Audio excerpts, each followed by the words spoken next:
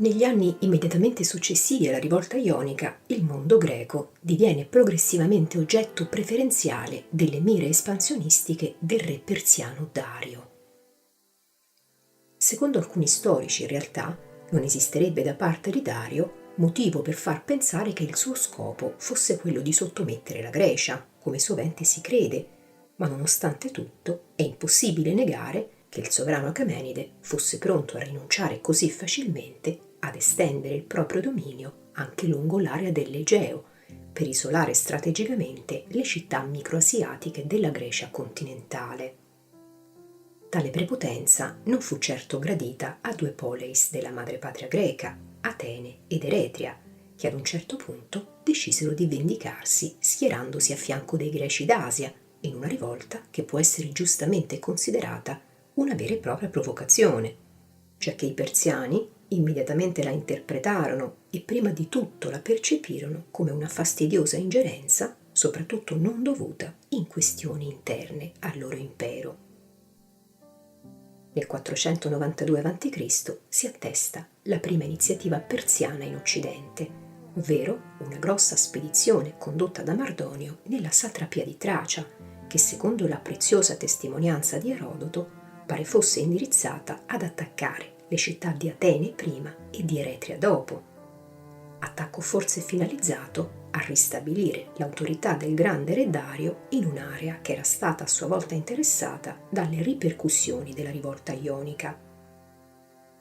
Il bilancio complessivo della campagna, tutto sommato, può ritenersi soddisfacente per i persiani, nonostante le numerose difficoltà create dalla tribù tracica dei Birgi, nonché la perdita di circa metà della flotta durante le operazioni di circumnavigazione del promontorio dell'Athos. È invece nel 491 a.C. che Dario inizia i preparativi per una spedizione vera e propria contro Atene ed Eretria, inviando nello stesso tempo ambasciatori alle poleis greche che riferissero di una precisa richiesta del re: terra e acqua, cioè, secondo una ben nota simbologia persiana, Dario desiderava il riconoscimento formale della sua autorità. La risposta all'iniziativa diplomatica del re fu parzialmente positiva, dato che tutte le città insulari e diverse città continentali alla fine appoggiarono la richiesta del sovrano.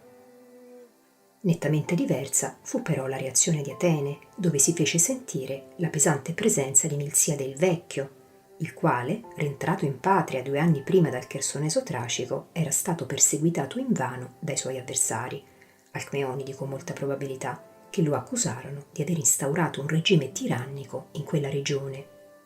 Il ruolo svolto da Milsiade fu davvero decisivo. Le posizioni antipersiane prevalsero rispetto a quelle alcmeonidi di aprire favorevolmente ad un'alleanza con Dario, e gli ateniesi difatti risposero con un atto che indicava palesemente e inevitabilmente una forte volontà di guerra, e tale atto fu l'uccisione dei messaggeri inviati da Dario. Gli intenti del Gran Re erano finalizzati ad ottenere anche un altro importantissimo effetto, ovvero riaccendere in modo molto astuto la conflittualità tra le poleis, aizzando ad esempio una rivale ateniese di vecchia data, vale a dire la vicina e potente isola di Egina, che così come le altre città insulari aveva risposto positivamente all'invito del Gran Re. Gli Spartani consegnarono ad Atene alcuni ostaggi di Egina catturati per la posizione filo-persiana dell'isola, e il successivo rifiuto di restituirli alla madrepatria, dopo l'intesa raggiunta tra Egineti e Spartani, scatenò tutta una serie di ostilità nei primi mesi del 490 a.C., secondo una cronologia abbastanza discussa ricavata da Erodoto, ostilità che si conclusero con la vittoria della flotta di Egina. Incombeva però su Atene una minaccia ancora più grave.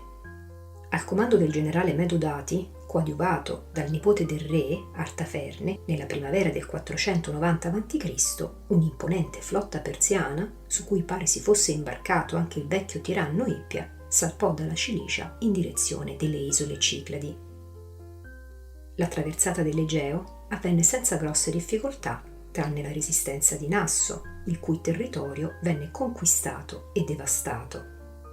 Per il resto, i persiani scelsero di non ricorrere alla forza nei confronti degli abitanti dell'isola, dei quali al contrario i persiani cercarono furbamente di accattivarsi il consenso con il sacrificio ad Apollo compiuto dal loro generale durante la sosta a Delo. Con l'arrivo della flotta in Eubea, lo scopo essenzialmente punitivo della spedizione apparve più chiaro. Dopo aver conquistato la città di Caristo, che aveva a sua volta rifiutato la consegna di ostaggi, il generale Dati finì per concentrarsi proprio sulla sola Eretria,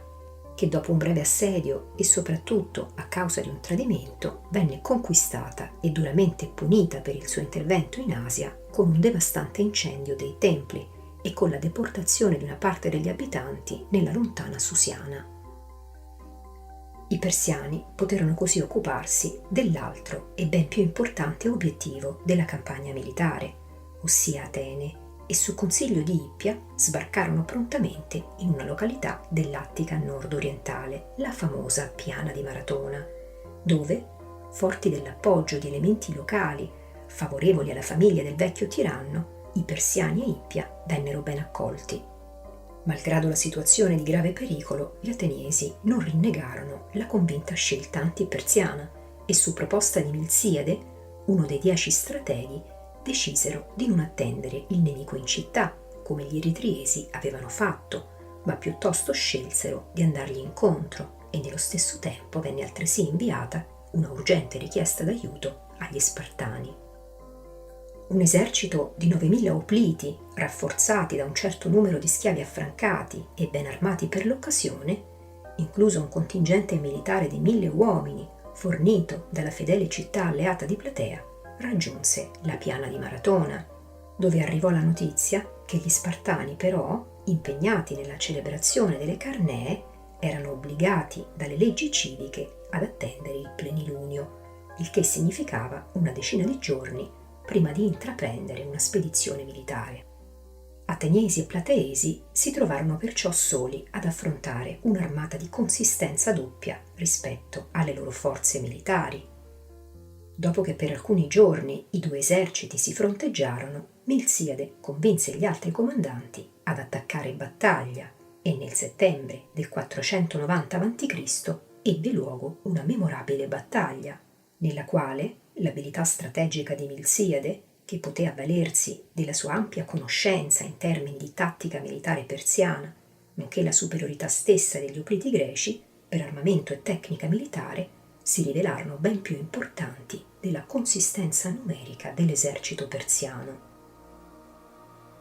Benché fossero inizialmente riuscite a sfondare al centro, le truppe di Dati furono travolte e accerchiate dalle ali dello schieramento greco e non poterono far altro che ritirarsi e imbarcarsi frettolosamente sulle loro navi, lasciando sul campo di battaglia un ingente numero di caduti, circa 6.400 stando alla testimonianza di Erodoto. Meno pesante fu il bilancio delle perdite ateniesi, che contavano 192 caduti sepolti nella stessa Piana di Maratona, su di un imponente tumulo che le indagini archeologiche hanno consentito oggi di individuare. La battaglia era già da tempo conclusa quando arrivarono gli ormai superflui rinforzi spartani, che dal canto loro si limitarono soltanto a prendere atto dell'eccellente risultato conseguito da Atene. Ma i pericoli per Atene non erano ancora finiti, tuttavia.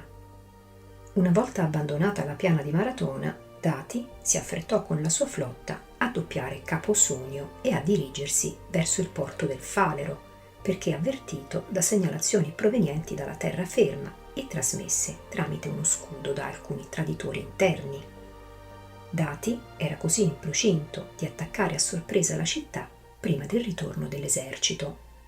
La tempestiva mossa di Milziade, però, preoccupato di riportare indietro le truppe in breve tempo e di schierarle in difesa di Atene, riuscì a sventare in modo eccellente il piano dell'abile generale persiano, al quale non rimase altro che dirigersi verso l'Asia. Incerto, ma non inverosimile, risulterebbe il coinvolgimento nella vicenda degli altri Alcmeonidi, i quali, secondo una voce riportata dallo storico Erodoto, sarebbero stati responsabili del fallito tentativo di consegnare la città al nemico. La vittoria conseguita a Maratona resta comunque per Atene un evento di considerevole importanza che ne accrebbe notevolmente il prestigio nel mondo greco,